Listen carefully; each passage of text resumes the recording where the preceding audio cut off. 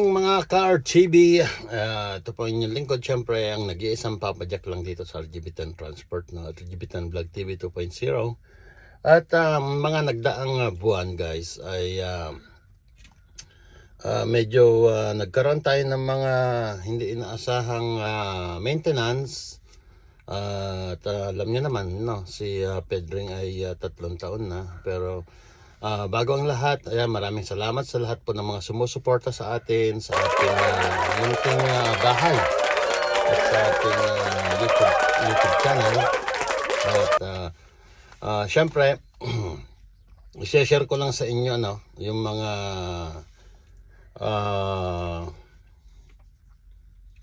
gastos or yung mga maintenance ng kumpanya sa larangan ng trucking industry, ano. At ito nga guys, dahil 3 years and exactly 3 years and 3 months si Pedring noon, yung kumpanya po natin ay kumuha ng 1,500,000 kilometer na warranty nitong makina nila, itong makina ni Pedring.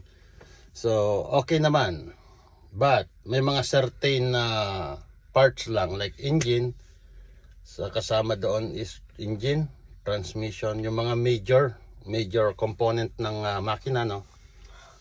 Pero yung mga maintenance, if pag-uusapan natin ang mga basic maintenance, is yung mga gulong, chain oil, mga bushing, mga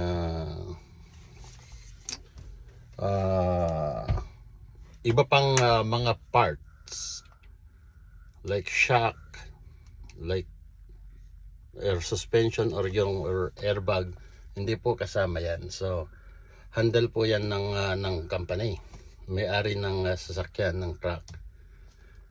So syempre sa mga maiingat na driver na kagaya natin, ibibilang ko yung sarili ko kasi sa loob ng 3 years guys, never akong nasut, never akong, kasi itong Peterbilt guys, iba, hindi kagaya ng Freightliner na talagang kahit tumatakbo siya, humihingi siya ng regeneration.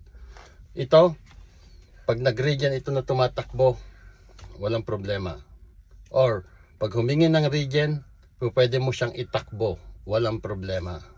So ito po yung kagandahan. Hindi ko naman sinasabing lahat, pero aking experience ay ganun po ang nangyari. So ito, papakita ko po sa inyo yung yung ginastos ng kumpanya sa kikita nyo po sa itaas.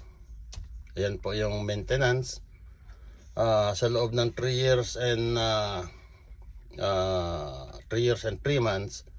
Wala akong naramdaman na kung ano man sa ating makina, pero nung nagkaroon ako ng check engine, so dinala ko doon sa Peterbilt at para tignan kung ano yung code na yon, kasi hindi naman tayo kumukuha ng sarili nating pang diagnose, no, kasi okay pa naman, under warranty pa naman siya. So hindi po na natin kailangan yon, yung mga ganon. Ngayon nakita nila na yung DPF filter is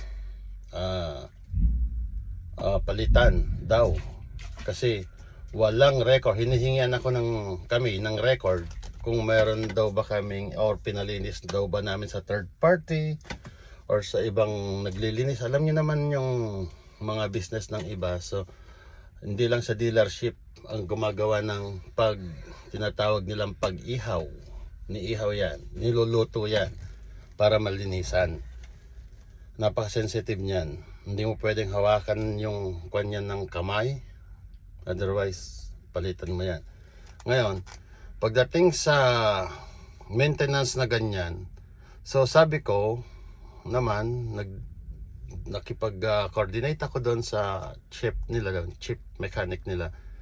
Since wala naman na record yan mula nung kinuha nila, sabi ko, pwede bang gawin na lang natin? Kasi yung suggest niya kaagad, palitan. So alam kong warranty yan. Pero sabi ko, para magkaroon ng record, linisan mo muna. Pag nagloko, saka mo palitan. Diba? So, ganun naman tayo. Kung hindi naman tayong bihasa, pero may alam. May alam naman tayo. Ngayon, ang ginawa, ganon. So, nilinisan nila. Pero, once na binuksan kasi nila yung ano mo guys, yung filter mo, automatic yun, magpapalit ka ng mga clamps, mga ano ba, mga component niya ba,